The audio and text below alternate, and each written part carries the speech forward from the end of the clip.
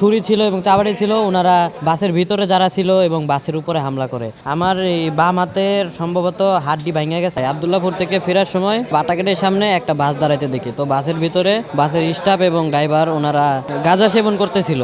তো ওনাদেরকে জিজ্ঞাসাবাদ করার সময় হঠাৎ 2 গাড়ি 3 গাড়ি অটো দিয়া কিছু সন্ত্রাসী মাজার বস্তির দিক থেকে চাবাড়ি এবং লাঠি সহ আমাদের উপরে হামলা করে। বাসকে ইনকোয়ারি করার সময় আমরা কিছু ইয়াবা আর কিছু মাদক দ্রব্য গাঁজা সেবন করে ওখানে এগুলি পেয়েছি। আর কিছু 10 মিটার তো 15 মিটার হবে পুলিশের গাড়ি ছিল।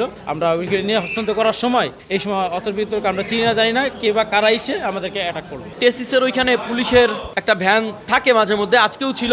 আমরা সেইখানে বাটারগেটের ওইখানে সেই মাদক কারবারিকে ধরেছি এবং আমরা ওই রকম প্ল্যান করছি যে ওই পুলিশের কাছে আমরা হস্তান্তর করবো, যেহেতু এটা টঙ্গী পশ্চিম থানাধীন এলাকা। ঠিক ওই মুহূর্তেই আমাদের উপরে অতর্কিত হামলা হয় এবং সেই হামলাবর যারা আসে, সেই দুষ্কৃতিকারী যারা আসছে, তারা মাজার বস্তি থেকে এসেছে। আমরা দেখেছি তারা এসে আমাদের উপর হামলা করে।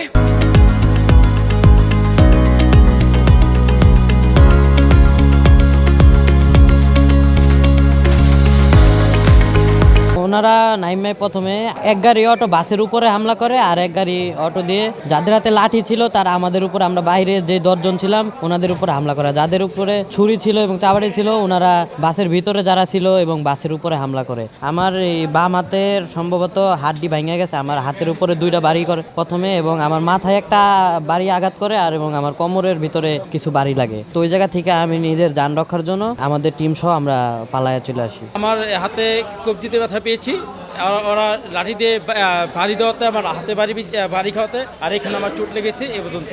আমাদের সেন্ট্রাল আহ্বায়কের উপরে হামলা করে, আমার উপরে হামলা করে। আমাদের অনেকের মাথা ফেটে গেছে, আমার হাত এখান থেকে কেটে গেছে। এরকম বেশিরভাগ আমাদের এক সহকর্মী আমাদের তথ্য প্রচারে যিনি আছেন, তার নাক এখান থেকে ফেটে গেছে। আমাদের টাকা পয়সা দিয়েও কেনা যায় না। আমাদের কারণে অনেকের মাদক ব্যবসা বন্ধ হচ্ছে, ছিনতাই থেকে যেই টাকা পায় সেটা বন্ধ হয়ে যাচ্ছে। এই কারণে তারা আমাদের টার্গেট করেছে।